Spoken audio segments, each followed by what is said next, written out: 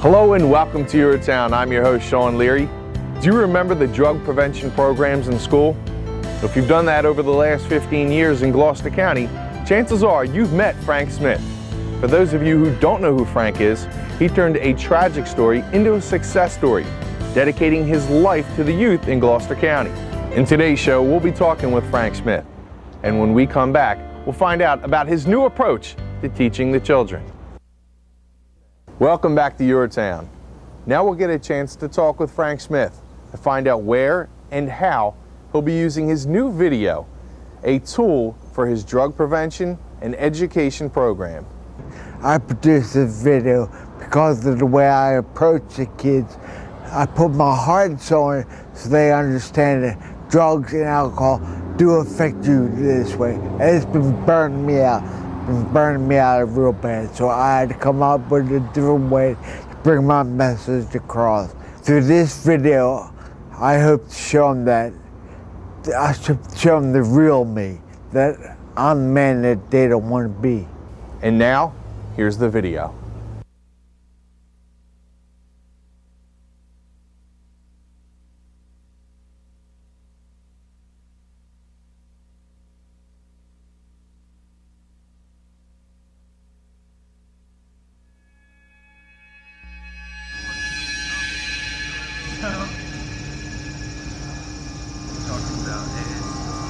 I'm dying. At least fire one up. Should do some shots or something.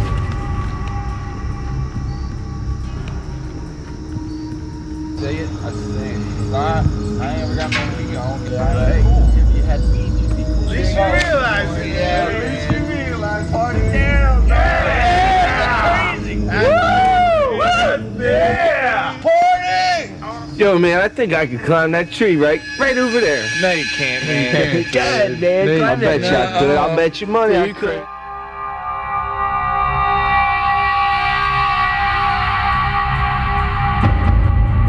Frank, you alright? Somebody's gotta get help. No, listen. I don't know if we should be around here. We should leave. No, dude, we gotta help him out, man. We gotta help him out. Frank, you alright? Stone, man. Frank! When we got the call that night, it was late. The call was somebody falling out of a tree. When I finally got back to him, I tried to find out. I could see he was drinking. I knew he was probably doing drugs. I asked the kids what he was on besides alcohol, and they wouldn't tell me. Finally, one of them did come up and tell me that he was also smoking marijuana. I tried to explain to him, and I wasn't there to arrest him. I was there to help him, and the only way we could help him if we knew what drugs he was on. When I heard about Frank's accident, I remember that he was very close to death. I mean, he almost killed him. There wasn't blood. It's just the tree was a very tall tree. It was much taller than any of the trees that you see behind me now. And they told me he came out of the top of it and that he hit a branch before he hit the ground that sort of bent him over. I didn't think he was going to make it, to be truthful. I really didn't think he would make it. He was not in good shape. I remember calling my mom and dad back in the back room. By the time here, I think Annie was there, Karen was there, I'm pretty sure. And my mom coming out of the back in tears. I thought he was dead at the time. So, I mean, it was pretty emotional. Everybody, crying and stuff like that. My dad was a mess. And then I remember my wife going back, because she knew everybody basically down there, and she comes back and he pulls me to the side and says, "Ted, your brother's not going to make it through the night." He was on a respirator and tubes all over. He was in a glass enclosed private room, and it wasn't Frank there. It just wasn't Frank. I mean, he was pure white, and you could tell the bones had been broken, and his face was shifted. I guess when he hit it, it was lopsided, and he was blown up a little bit, and it was one of the worst things I've seen in my life. So when I went back to see him, it's a picture that'll be in my mind forever. It was just an ugly scene. Wires, bruises, cuts, everything. It was just an ugly sight. Something that will last in my mind forever. That day is now a distant memory to me. My life is very different now, and I put a lot of people through so much pain. If I could take it all back, I would, in a second. As a kid, I was your average American growing up with my whole life in front of me. I was popular with my friends, active in sports, and I felt like I had everything under control. When Frank was a little boy, the thing I remember about him is his nickname was Doodles. And he's not very fond of that name now, but that's what we all called him when he was little. In high school, everybody liked him, even like the so-called geeky people liked him. He was liked by everybody. We had a Smith family, which is a bunch of young men at the time who were very, very tough individuals. They played with their heart, they played with determination. I loved the Smith family. Frank was part of that family, and back in those days, we weren't meant for a lot of speed, but we played with our heart, and the Smith family was just part of that heart. My family was close-knit, and we watched over each other. We share many great memories. I don't have time to share all the stories of my life that led up to my accident, but I can tell you that drugs and alcohol are what led me to where I am today. You may be getting high on a regular basis like I did, or maybe you'll only try it one time, but it only takes one mistake. If you get nothing more from my message today, remember this. When it comes to drugs and alcohol, let me be a mistake. Let me be a mistake. Let me be a mistake. Let me be a mistake.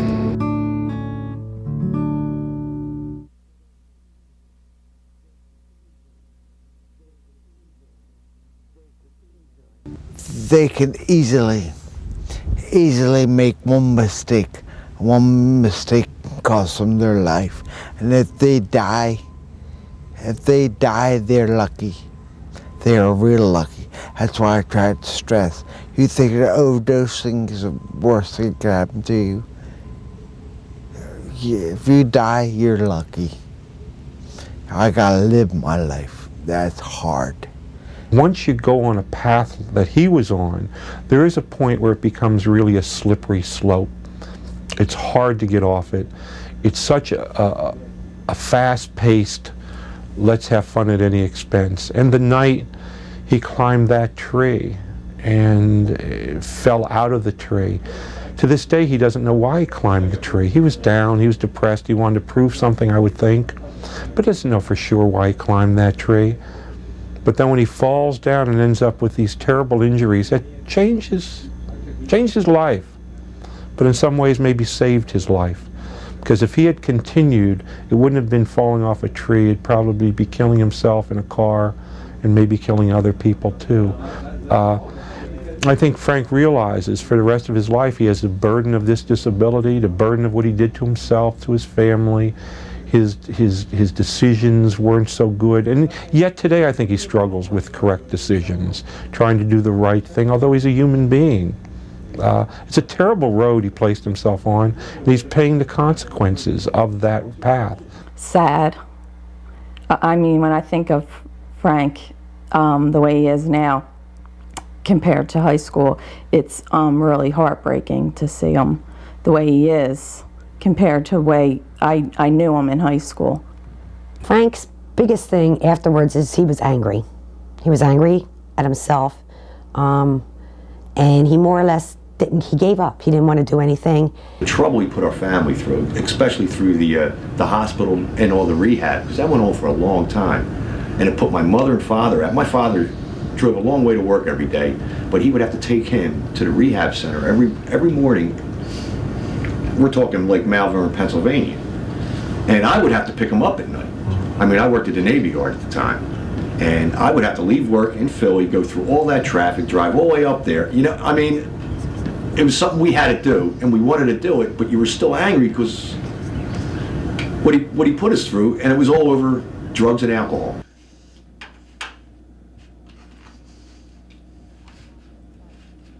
I watch him try to eat, and from his tremors, I can't imagine trying to do it because his hands shake, and sometimes he can't cut his meat. And you know, I mean, to eat soup is a chore, a huge chore. He has to have a cup. He can't use a spoon like we would. He can't butter his bread because he doesn't have a lot of feeling in his hand, and he'll destroy it. he'll totally tear it apart. For him to eat a regular sandwich, by the time he's done, because of his hands, the sandwich looks like somebody just decided to rip it apart and make it shredded. Frank's injury was a very devastating injury. He damaged a part of the brainstem and the cerebellum, which is a very densely packed area with nerve fibers coursing up and down that affect many different areas of the body. It can affect speech, it can affect all 4 limbs, it can cause tremors and spasticity. Even if you do have control of your limbs, you might not be able to move or do things in a fluid manner as a result of that type of an injury. If you have a blood clot in a part of the brain that controls one side of your body, it might be easier to live with just hemiparesis or partial paralysis of one side of your body than it would be to live the way Frank is living, with all 4 limbs affected in a very spastic way, where you have tremors, and he had to have a stimulator implanted in his brain to try and diminish the tremors. I mean, I'm amazed at what he accomplishes with the way he is. I really am. I mean, he can't walk. What little bit he can, his knees extend to the point backwards that it almost looks like his legs should be turned around.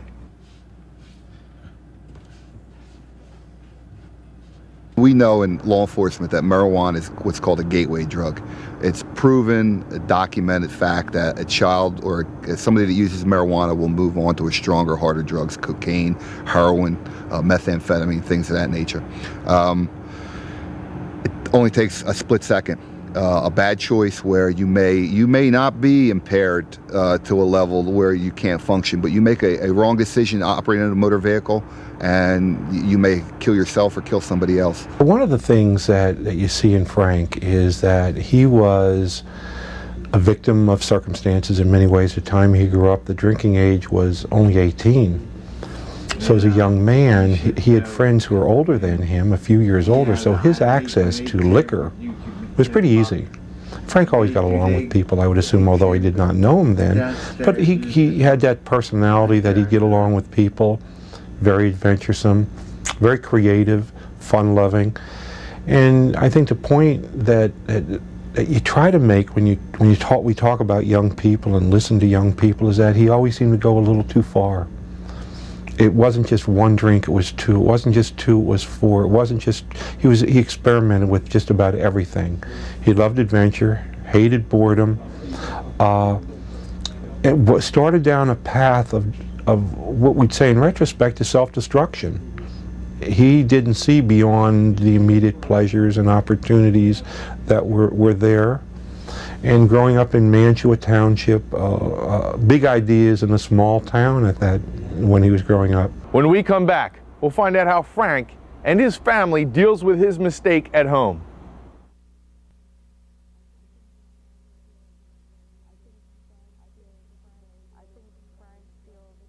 I think Frank feels very guilty with the baggage that he's brought into our marriage. I think he feels guilty a lot because of the things that he can't do with the kids. He's a nice guy. We like watching football together and soccer, and he's in a wheelchair and he can't walk, and sometimes you can't understand him talk. Sometimes I'd wish that we could play football together, throw around a football, maybe throw around a baseball or something, just go down to the park, just be normal people. It's harder for him to, like, if we go out to eat, it's harder for him to cut his food. And if we go to the mall, he can't go up the escalator like we do. If we go to the mall, he has to go up the elevator. And like if we go out places, people will stare at him. People, when they look at Frank, might not realize just how frustrating doing simple little things or things that we take for granted every day. My neurologist told me that I do the work of 5 men. So when I go to sleep at night,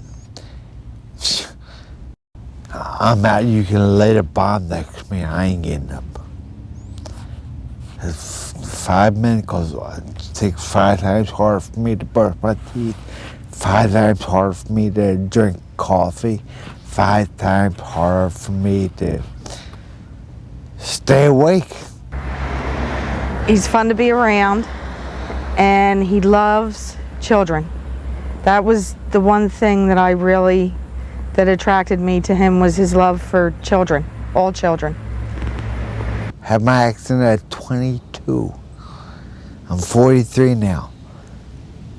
I'll never grow up. That's why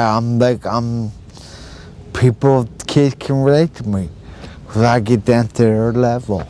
You do not want to turn out to be like Frank. You don't want the problems that Frank has. And if you do the drugs and the alcohol, you could die from it. Frank lived, but you could die. And Frank tells them that it's worse living than dying, because Frank has to live this life day in and day out.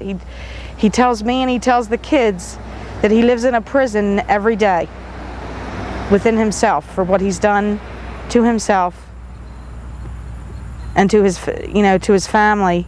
I never thought, I would never think about a handicap. But now that I am handicapped, and I understand the difficulties that they have to go through. It makes me determined, because I don't want people to treat me differently, which they do. That's why I'm so active and why I'm so involved in everything, because the handicapped aren't supposed to do that. But I'm proving them wrong. I'm going to prove them wrong.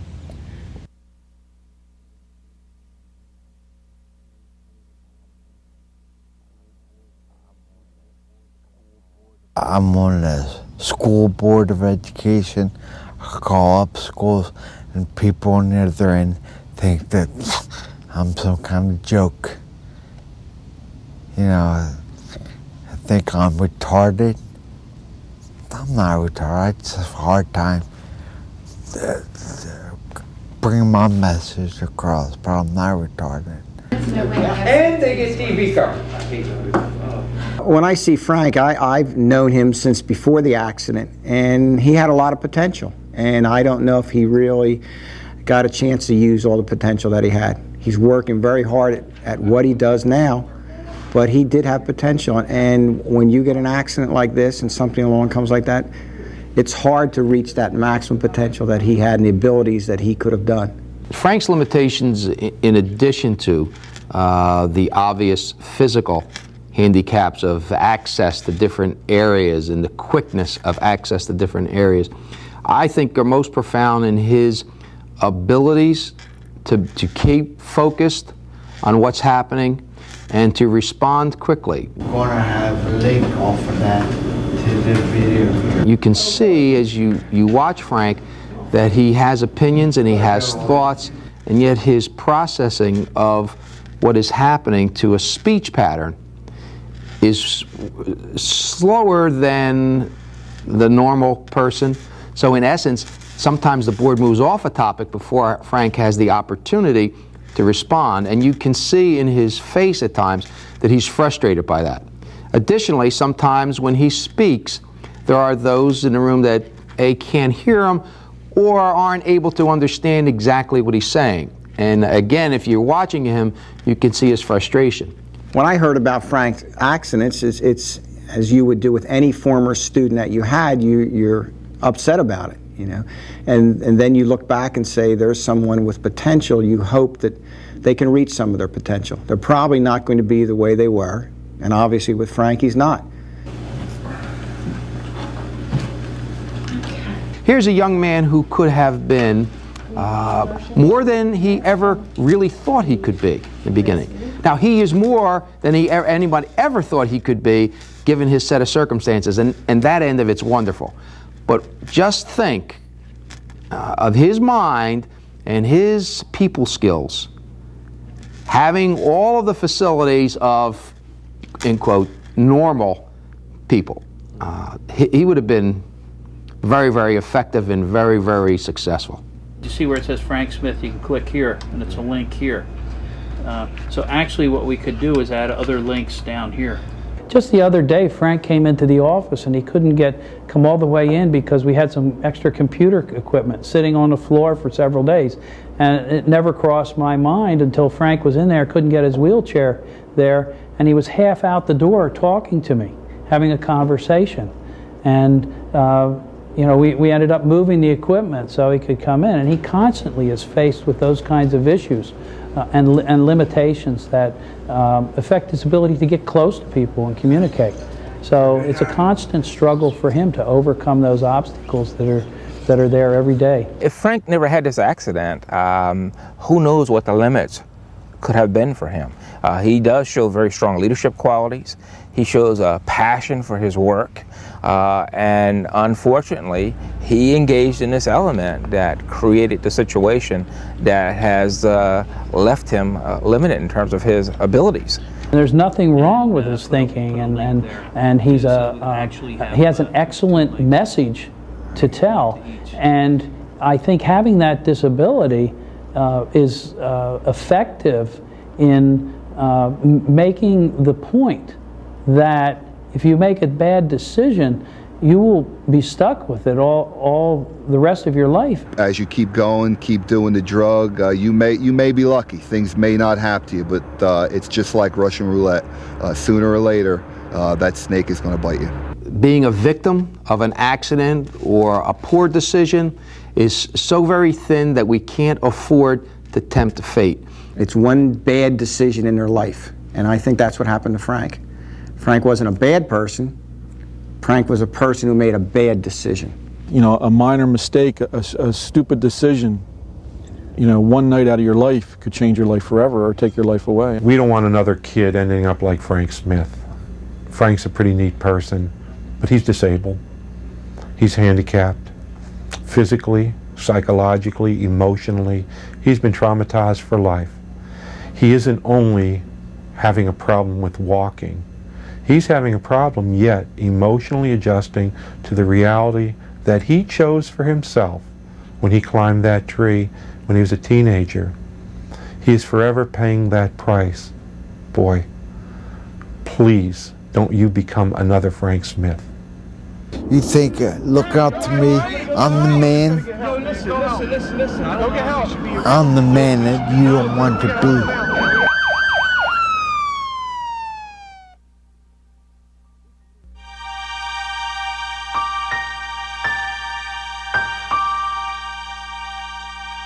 It's clear what Frank's message is.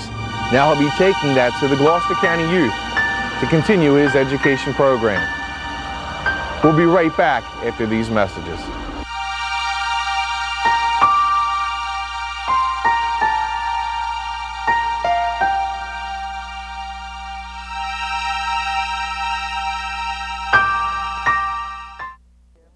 Welcome back to Your Town. On behalf of the Gloucester County residents, we want to thank Frank Smith for his education to the youth in Gloucester County. Next month, we're going to have a Halloween surprise. So remember, if you see us, stop by and say hi, because maybe you could be on Your Town. Thanks for joining us. I'm dying. At least fire one up. Should do some shots or something.